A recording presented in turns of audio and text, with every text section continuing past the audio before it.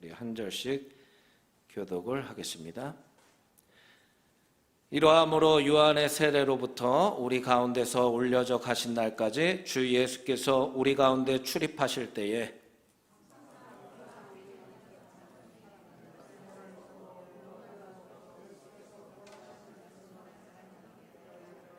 그들이 두 사람을 내세우니 하나는 바사바라고도 하고 별명은 유수도라고 하는 요셉이요 하나는 마띠아라.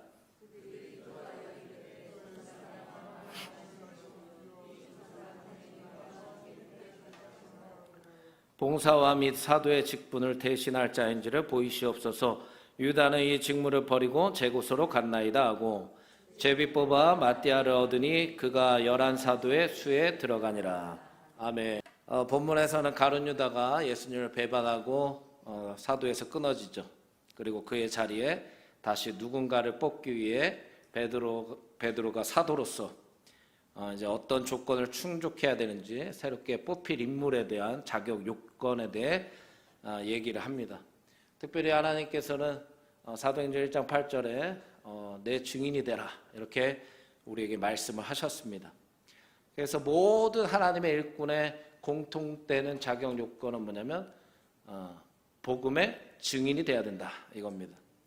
그렇게 베드로는 사도로 선출될 사람은 주님의 공생의 시작부터 승천까지 주님과 함께한 사람이 제자의 자격이 있다, 사도의 자격이 있다 이렇게 얘기를 합니다.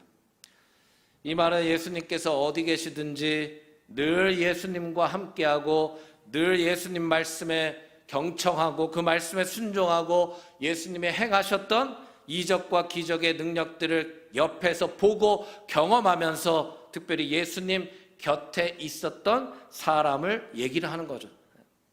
그래서 22절에 보니까 항상 우리와 함께 다니던 사람 중에 하나를 세워 이렇게 말씀합니다. 지금 주의 일꾼을 세우는 중요한 순간 아니겠습니까? 그런데 자격 조건이 파격적인 거예요. 똑똑한 사람, 지식이 많은 사람, 재물이 많은 사람, 인맥이 넓은 사람 이러한 다른 이유들이 없어요. 단 하나의 자격 조건만 있으면 되는 겁니다. 항상 주님과 동행하는 사람이면 충분하다. 항상 주님의 말씀 가운데 거하고 항상 주님이 계신 곳에 그도 함께 있고 항상 주님의 손길이 머무는 그곳에 동행하고 늘 주님을 의지하는 자라면 오케이라는 거예요. 세상의 일꾼을 뽑는다면 이 기준은 불가능하죠. 가당키나 하겠습니까? 즉 하나님의 일꾼은 세상의 일꾼과는 그 시작부터 다르다는 걸 우리에게 설명하고 있는 겁니다. 하나님의 일꾼을 뽑는 거죠. 그렇다면 우리가 먼저 중요하게 바라봐야 될 첫 번째 자격 요건이 뭐냐? 주님과 동행하고 있느냐? 주님은 증인이 되라고 말씀하셨어요. 즉 증인이 되려면 내 귀로 들어야 되고 내 눈으로 바라봐야 되고 내 입으로 고백해야 증인이 됩니다. 남이 얘기한 것만 듣고 남이 본 것만 듣고 남이 받은 것만 바라보는 것은 증인의 삶이 아니지 않습니까? 내 간증이 있어야 되고 내 신앙이 있어야 되고 내 믿음이 있어야 되고 내 경험이 있어야 되는 겁니다. 우리들도 마찬가지라는 거죠. 하나님의 일꾼으로 쓰임받기 위해 필요한 자격 요건 첫 번째가 뭐라고요? 크게 해보세요. 크게. 뭐라고요? 저한테 이렇게 들려요. 우리 옆에 분한테 얘기해 봅시다. 시작. 다른 것 같은데요? 한번 따라해 봅시다. 주님과 동행하는 사람. 할렐루야. 오늘날도 주님의 은혜만 요구하는 것이 아니라 주님의 남은 고난에도 참여하고 나를 드릴 수 있고 헌신할 수 있고 희생할 줄 아는 성도가 돼야 된다는 거죠. 예배로 본다면 주일에 단 한 번의 예배로 만족하는 것이 아니라 내 삶 전체가 예배가 되도록 말씀을 붙잡고 기도하며 믿음으로 살아내는 성도가 돼야 된다는 겁니다. 사도행전 6장에는 사도들이 말씀과 기도에 전무할 수 있도록 그들을 돕는 사람으로 7 집사들을 세우지 않습니까?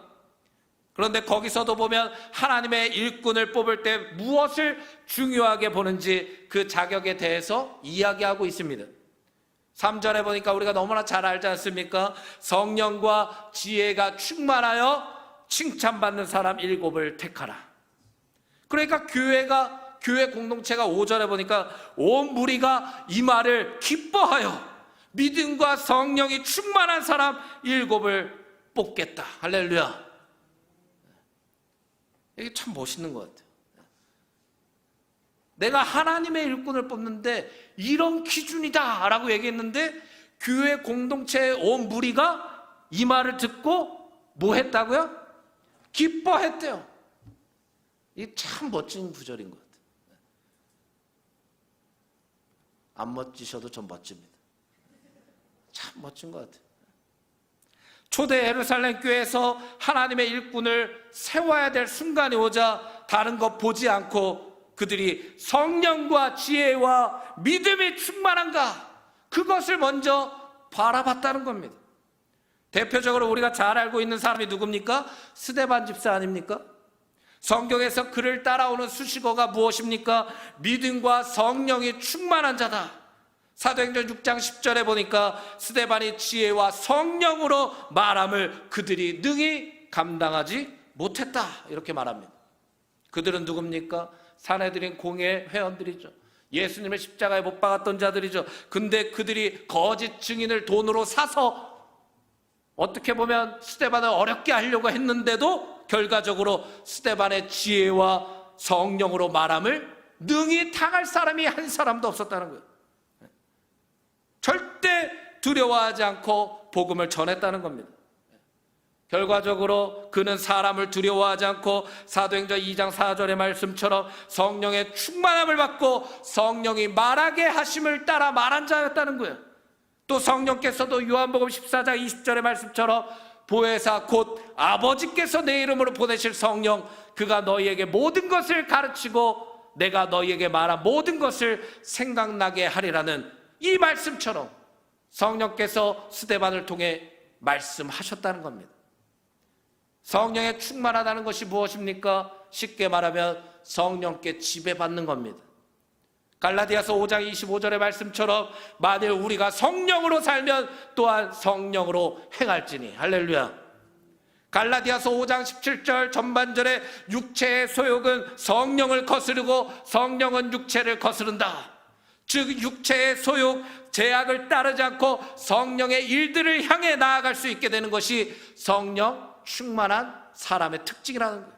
육체의 소욕을 따르지 않는 것, 육체의 열매를 맺지 않는 것, 이것이 성령에 충만한 사람들의 특징이라는 거죠. 거룩한 일, 복음의 일을 향해 아무리 내가 순교하는 자리라 해도 그 자리까지도 예수님을 포기할 수 없다. 내가 순교를 하는 한이 있어도. 왜 그렇습니까? 예수님을 경험했기 때문이에요. 또한 지혜가 충만하다고 말씀합니다. 머리가 비상한 사람의 지혜가 아닙니다. 잠언에도 나오지만 이 지혜는 하나님을 경외하는 지혜인 겁니다. 말씀에 대한 지혜를 말합니다. 하나님을 섬기며 하나님을 두려워하는 말씀에 근거한 지혜자를 말합니다. 단지 지식적인 믿음과 지혜가 아니라 말씀이시 하나님을 경험한 지혜를 말합니다. 어디서나 주님이 기뻐하시는 뜻을 쫓아 믿음으로 나아갈 수 있는 분별력이 있는 사람을 말하는 겁니다. 그래서 이런 사람들의 특징은 또 뭡니까? 잠언 2장 7절에 보니까 그는 정직한 자를 위하여 완전한 지혜를 예비하시며 행실이 온전한 자에게 방패가 되시나니. 바로 지혜자는 그의 삶에 나타나는 열매가 정직이라는 겁니다. 우리가 사람 앞에 정직한 것이 먼저가 아닙니다. 누구나 그럴듯하게 정직한 척할 수 있기 때문입니다. 그러나 우리가 행해야 할 정직은 먼저는 하나님 앞에서 정직해야 됩니다. 열왕기상 15장 5절에 이른 다윗이 햇사람 우리아의 일 외에는 평생의 여호와 보시기에 정직하게 행하고 자기에게 명령하신 모든 일을 어기지 아니하였습니다. 정직이 누구 보시기에 정직했다고 합니까? 여호와 보시기에 정직했다. 이게 지혜자의 삶이라는 거예요. 즉 성경에서 말하는 정직은 내가 옳다고 그것을 결정하는 것이 아니라, 주위에서 그것이 옳다고 해서 또 내가 결정하는 게 아니라, 오직 하나님이 옳다고 여기시는 그 말씀의 기준에 따라 믿음으로 순종하는 그 사람이 지혜자라는 겁니다. 이게 우리 그리스도인의 하나님의 일꾼의 정직함이다. 마지막으로 칭찬 듣는 사람을 택하라, 이렇게 나오지 않습니까? 그러니까 믿음과 충성이 검증되어서 교회에서도 인정받는 사람을 말하는 겁니다. 이기적이지 않고 독선적이지 않고 은혜와 사랑이 넘치는 것을 말합니다.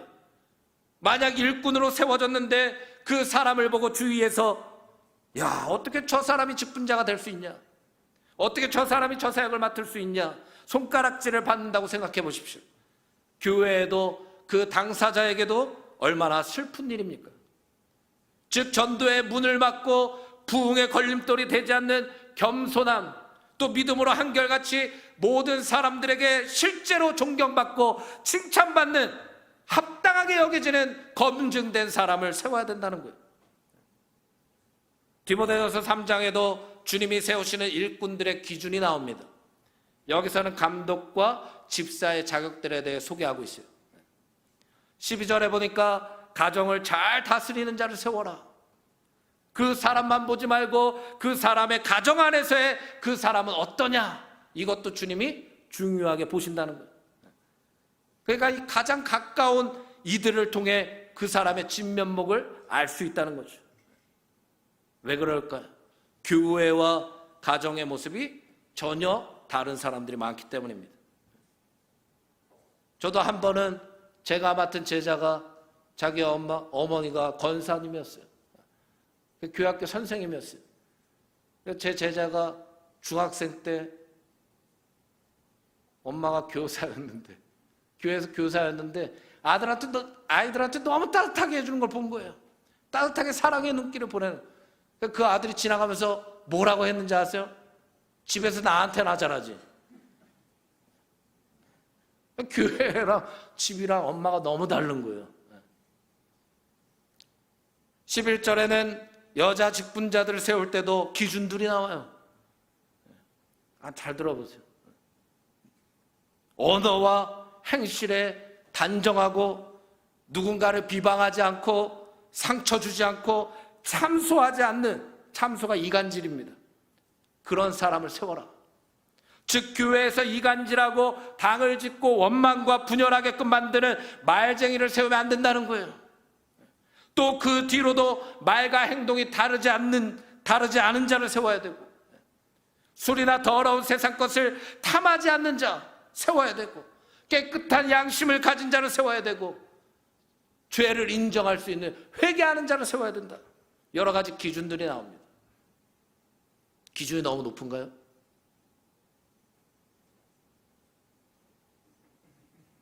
표정들을 보시니까 나는 그렇게 못하고 있는데 나 어떡한가? 그게 아니잖아요. 그렇죠? 우리 옆에 분한테 힘을 줍시다. 말씀을 듣고 저렇게 끝까지 순종하면 됩니다. 할렐루야. 말씀을 들을 때 저 말씀대로 살아가기 위한 믿음이 충만해져야지. 저 말씀을 들을 때 난 못하는데, 제가 누누이 말씀드리잖아요. 우리는 못해요. 우리 스스로를 보면 연약하잖아요. 그렇죠? 저도 제 스스로에게 저를 신뢰하지 않아요. 하나님을 신뢰하지. 할렐루야. 이 밤에도 하나님의 뜻, 하나님이 주시는 말씀을 내가 붙잡고 나아갈 때 나도 저렇게 하나님의 일꾼으로 분명히 쓰임받을 것을 기대하면서 믿음으로 말씀을 받으면 믿는 자에게 능치 못할 것을 믿습니다. 믿음으로 말씀을 받으세요. 저 말씀대로 내가 살아낼 수 있도록 도와달라. 또한 가장 기본의 조건들이 당연히 따라와야 되죠. 가장 기본이 뭡니까? 성경에서 얘기하는 겁니다. 주의를 거룩하게 지키며 정한 예물을 주님 앞에 드리는 자의 기준들이 또 있어요. 신명기 5장 12절에 내 하나님 여호와가 내게 명령한 대로 안식일을 지켜 거룩하게 하라. 말라기 3장 8절에는 사람이 어찌 하나님의 것을 도둑질하겠느냐? 그러나 너희는 나의 것을 도둑질하고도 말하기를 우리가 어떻게 주의 것을 도둑질하였나이까 하는도다. 이는 곧 11조와 봉헌물이라. 위와 같은 조건들은 말 그대로 하나님의 일꾼으로서 가장 지금 기본이 되고 필요한 자격이라는 겁니다. 지금까지 얘기한 모든 것들이 하나님의 일꾼으로서 직분자로서 우리 안에서 꼭 이루어 갈 수 있어야 되는 자격 요건이라는 거예요. 그렇다면 초대교회에서는 왜 직분을 주었습니까? 사도행전 6장에서는 집사의 직분을 준 이유에 대해서 이렇게 설명하고 있죠. 우리가 너무나 잘 알지 않습니까? 사도행전 6장 2절에서 4절에 이렇게 말씀하고 있습니다. 한번 같이 읽어보겠습니다. 시작. 12사도가 모든 제자를 불러 이르되 우리가 하나님의 말씀을 제쳐놓고 접대를 일삼는 것이 마땅하지 아니하니 형제들아 너희 가운데서 성령과 지혜가 충만하여 칭찬받는 사람 7을 택하라. 우리가 이 일을 그들에게 맡기고 우리는 오로지 기도하는 일과 말씀 사역에 힘쓰리라 하니. 아멘. 즉 직분자를 세운 분명한 목적이 여기서 나오는 거예요. 왜 우리를 세우셨습니까? 목회자가 기도와 말씀에 집중하기 위한 것이 첫 번째라는 거예요. 할렐루야. 그렇다면 초대교회에서 직분자가 자신의 직분을 바르게 감당했을 때에 교회에서 어떤 일들이 일어납니까? 7절에 보니까 하나님의 말씀이 점점 왕성하여 예루살렘에 있는 제자의 수가 더 심히 많아지고 허다한 제사장의 무리도 이 도에 복종하니라. 할렐루야. 말씀이 지배하는 놀라운 역사가 일어난다는 겁니다. 따라해 봅시다. 나 한 사람이 그래서 중요한 것이다. 할렐루야. 나 한 사람이 그래서 중요한 거예요. 나 하나쯤이야가 아니라 내가 해야 된다. 하나님이 나를 괜히 세운 게 아니란 말이에요. 우리가 우리의 역할을 감당하고 우리의 위치에서 제대로 충성하고 책임 있게 주님을 의지하며 나아갈 때에 교회는 반드시 부흥합니다. 교회는 반드시 회복해요. 말씀이 지배하기 시작하는 겁니다. 교회의 건강의 척도는 그 교회의 목회자가 첫 번째입니다. 얼마큼 말씀과 기도에 전념할 수 있느냐. 반대로 이것은 목회자 개인으로서 감당할 수 있는 사항이 아니에요. 왜요? 분명 교회에 세워진 직분자가 자신의 위치에서 사명을 함께 감당해야 되기 때문입니다. 이것을 합력하여 선을 이룬다. 교회는 함께 합력하여 달려가는 것이 중요하다는 거예요. 대표적으로 협력과 동역의 중요성이 출애굽기 17장에 나타나고 있습니다. 출애굽한 이스라엘 백성들이 향해 아말렉이 공격해 오지 않습니까? 긴급한 상황이에요. 그때 만약 모세가 칼 들고 가서 내가 싸우겠다, 뭐 하겠다, 혼자 막 난리쳤다고 생각해 보세요. 벌써 아말렉에게 패하고도 남습니다. 그런데 그 장면에서 모세는 기도하는 위치로 갑니다. 즉 리더가 꼭 감당해야 될 사역 중에 가장 중요한 사역이 말씀과 기도에 전무하는 것이라는 것을 우리에게 명확하게 보여주고 있는 거예요. 그렇다면 누가 모세를 돕습니까? 아론과 훌이. 모세가 기도할 때에 한 팔씩 지켜 올려주며 그 팔이 내려오지 않도록, 기도가 끊어지지 않도록 아론과 훌이 모세의 양옆에서 보필하는 겁니다. 왜 그렇습니까? 12절 모세의 팔이 피곤하다. 즉 목회자도 혼자서 무리가 있는 거예요. 리더도 어려움이 있고 한계가 있는 겁니다. 그렇기 때문에 옆에서 동역자로, 협력자로, 직분자로 하나님의 일꾼들을 세우신 하나님의 필요가 있으셨던 거예요. 할렐루야. 또한 여호수아도 자신의 위치에 나가서 싸우지 않습니까? 이와 같이 모두가 교회 안에서 자신의 역할이 있는 겁니다.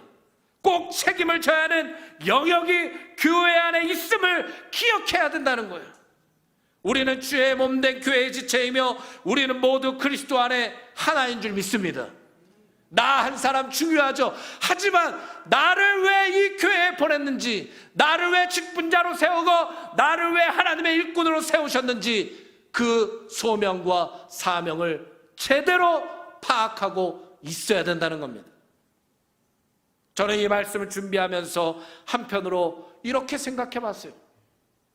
초대교회보다 오늘날의 교회들이 직분자들이 더 많을 텐데 왜 부흥과 회복은 점점 사라지고 교회마다 시끄러운 일들이 생길까? 한번 생각을 해봤습니다. 그러다가 한 말씀이 떠올랐어요. 마태복음 16장 24절에 보니까 이에 예수께서 제자들에게 이르시되, 한번 다 같이 읽어볼까요? 시작. 이에 예수께서 제자들에게 이르시되 누구든지 나를 따라오려거든 자기를 부인하고 자기 십자가를 지고 나를 따를 것이니라. 25절 읽어보겠습니다. 시작. 누구든지 제 목숨을 구원하고자 하면 잃을 것이요 누구든지 나를 위하여 제 목숨을 잃으면 찾으리라. 이게 무슨 말입니까? 예수님은 예수님 제자로, 자녀로, 사명자로, 또 직분자로 따라오려거든 죽으라는 겁니다. 죽으라는 거예요. 한 명도 빠짐없이 우리는 죽어야 돼요. 할렐루야. 왜 교회가 시끄럽습니까? 죽지 못해서 그래요. 내 성격이 죽지 못하고, 내 자아가 죽지 못하고, 내 감정이 죽지 못하고,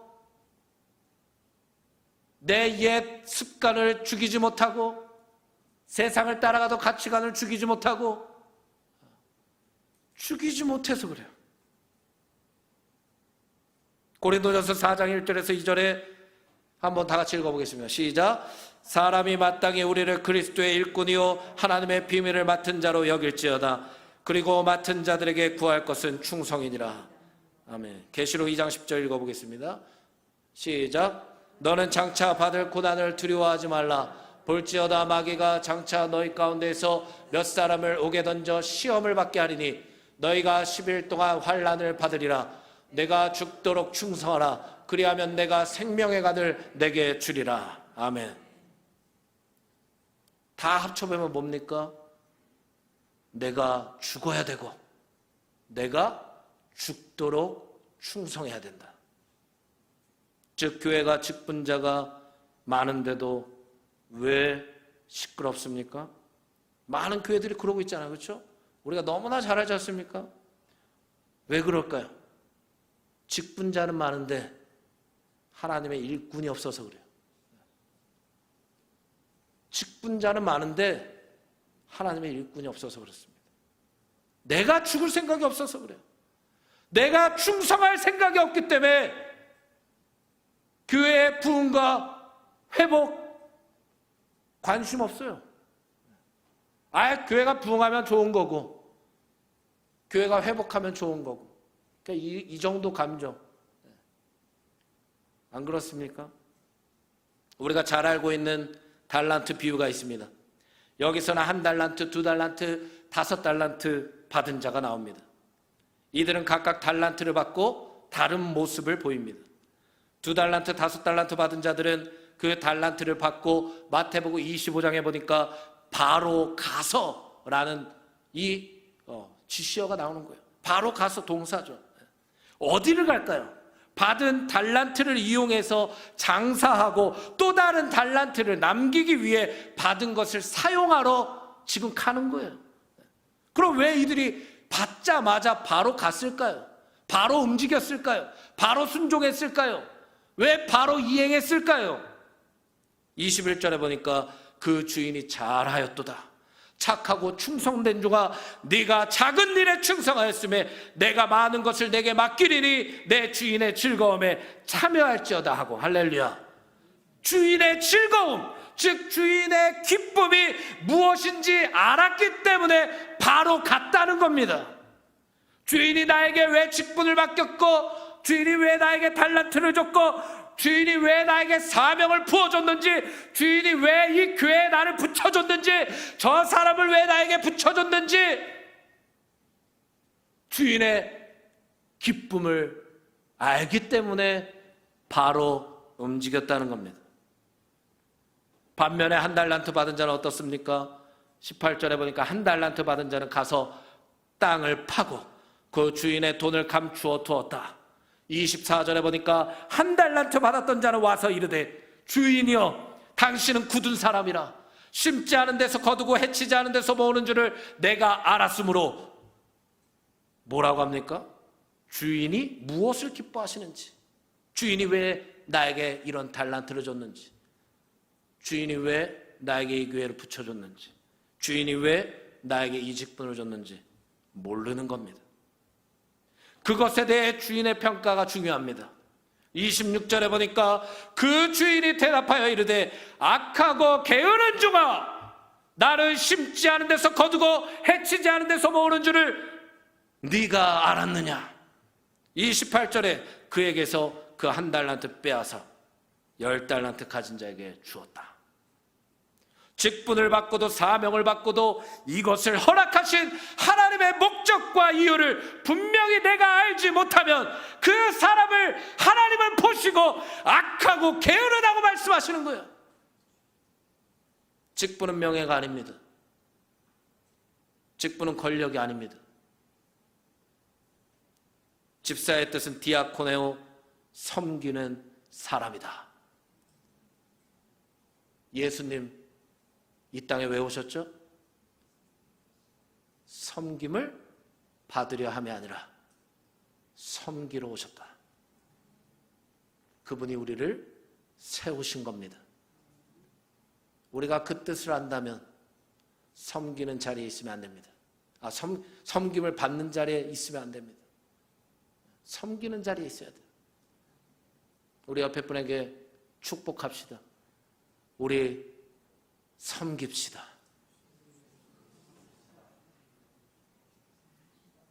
너무 분위기가 무거워요. 한 번만 더 합시다. 우리 섬깁시다. 하나님을 섬기고 교회를 섬기고 가정도 섬기시고 이웃도 섬기시고 어디 있든지 무엇 하든지 직분자는 섬기는 거예요. 내가 죽어야 되고 끝까지 충성해야 되고, 그럼 하늘에선 하나님이 생명의 면류관을 가지고 우리를 두 팔 벌려 기다리고 계신다. 이 땅에서도 위로 많이 받고 능력도 받고 평안도 얻고 힘도 얻고 하늘에 가서 더더욱 많은 것으로 받으실 줄 믿습니다. 충성하는 것은 내가 이해되어야 하고 누군가 알아주고 칭찬해줘야 하는 봉사의 개념이 아닙니다. 혹여나 교회가 안타깝고 리더가 혼자 고군분투하는 것 같아서 딱하고 안타까워 내가 좀 도와줘야 되겠다, 이런 마음도 충성이 아닙니다. 내가 구원받았기 때문에 마땅히 할 수 있는 게 충성입니다. 내가 구원받은 것도 감사한데 하나님의 몸된 교회를 섬길 수 있는 직분도 주시고 사역을 맡겨주셨음에 감사하고 기쁨이 넘쳐야 되는 거예요. 아, 주님이 날 이렇게 충성되이 여겨주시는구나. 주님이 날 이렇게 사랑하시는구나. 주셨다면 거두시는 분도 하나님이십니다. 우리는 우리에게 허락된 2023년을 소중하게 여겨야 됩니다. 절대 가볍게 여겨서는 안 됩니다. 심은 대로 거두는 게 하나님의 법칙이에요. 좋은 것으로 심어야 좋은 열매가 맺힙니다. 최선을 다해야 됩니다. 할렐루야. 여기서 마치면 어떡하죠? 2장이나 더 나오는데 어떻게 할까요? 여기서 협상?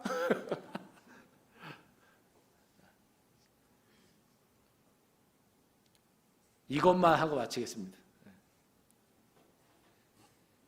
120명의 제자들이 모였어요. 이들은 공석이 돼버린 사도의 자리를 채울 사람을 선출하게 됩니다. 베드로가 말한 자격 조건에 포함된 두 명이 선출됐죠. 요셉과 마띠아. 그런데 이렇게 선출하고 나서 그들이 무엇을 했다고 나옵니까? 본문 1장 24, 25절 한번 읽어보겠습니다. 시작. 그들이 기도하여 이르되 무사람의 마음을 아시는 주여, 이 두 사람 중에 누가 주님께 택하신 바 되어 봉사와 및 사도의 직무를 대신할 자인지를 보이시옵소서. 여기까지 읽겠습니다. 여기까지. 사도행전 6장 6절에도 7 집사가 세워질 때에도 기도를 먼저 했어요. 사도들 앞에 세우니 사도들이 기도하고 그들에게 안수하니라. 교회 공동체에 하나님의 일꾼을 세우는 거 아닙니까? 뭐를 먼저 했다고 합니까? 기도다.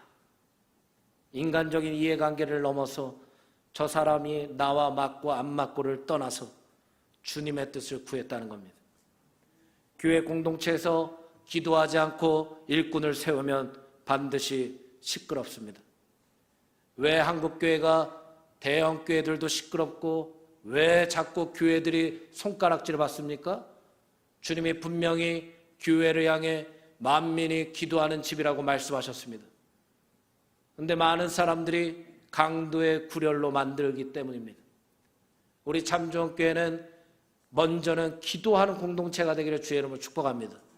더더욱 하나님의 일꾼을 세워가는 이 귀한 순간순간에 우리가 해야 될 건 기도밖에 없습니다. 기도하면 사탄이 비집고 들어올 틈이 없습니다. 기도하면 하나님이 일하시는 겁니다.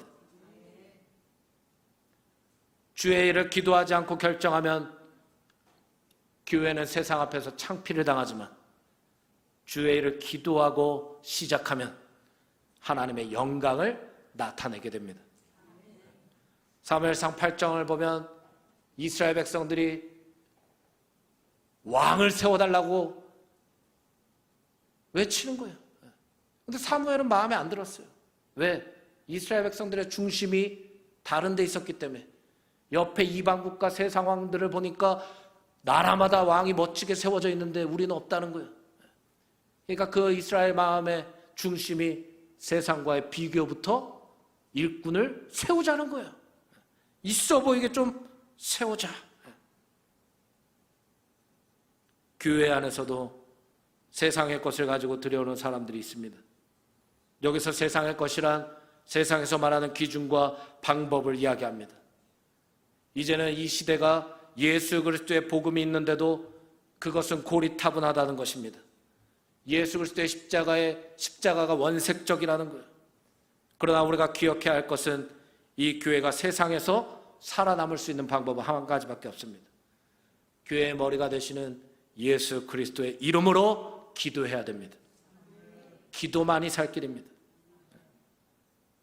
이스라엘 백성들이 왕을 세워달라고 했을 때 하나님이 뭐라고 하십니까? 나를 버렸다.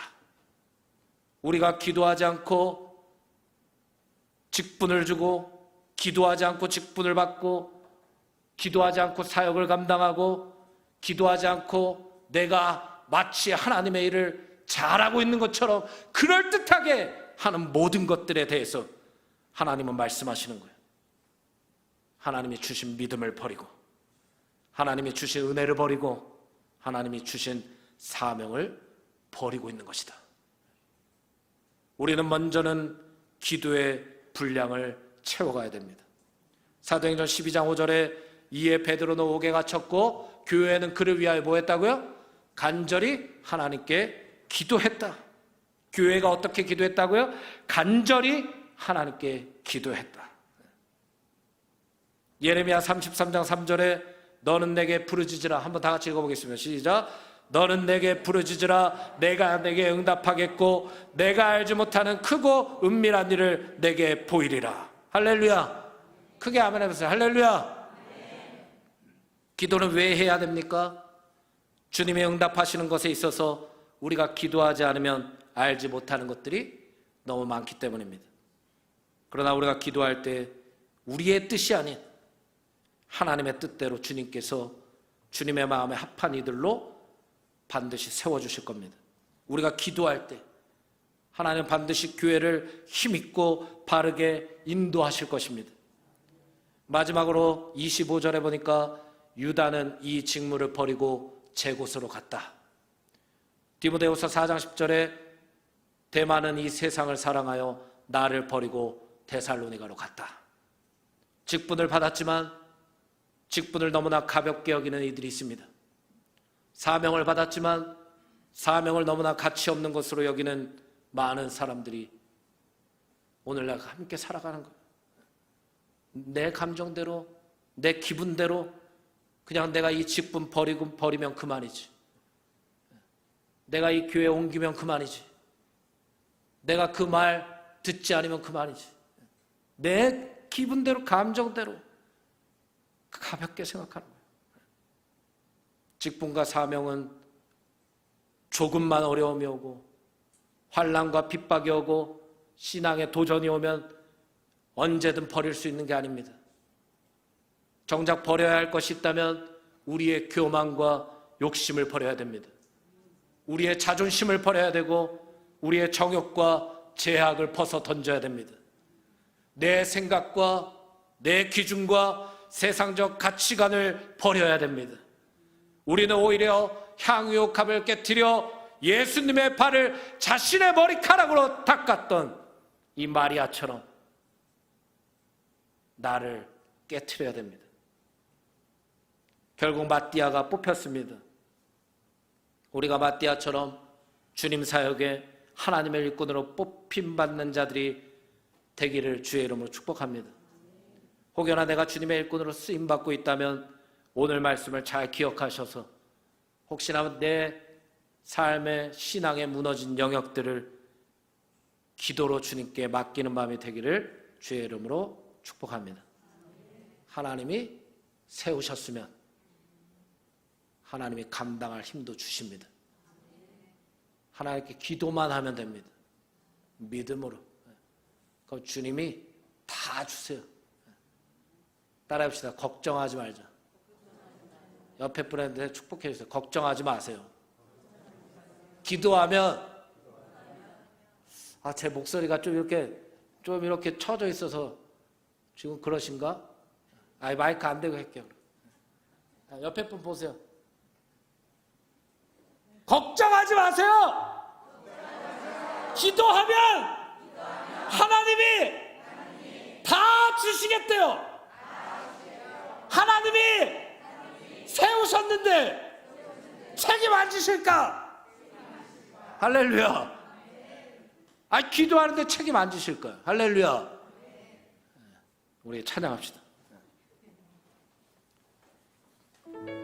십자가를 질 수 있나? 우리 믿음으로 하나님이 나에게 맡겨주신 직분과 사명을 잊지 않고 우리 믿음으로 찬양하겠습니다.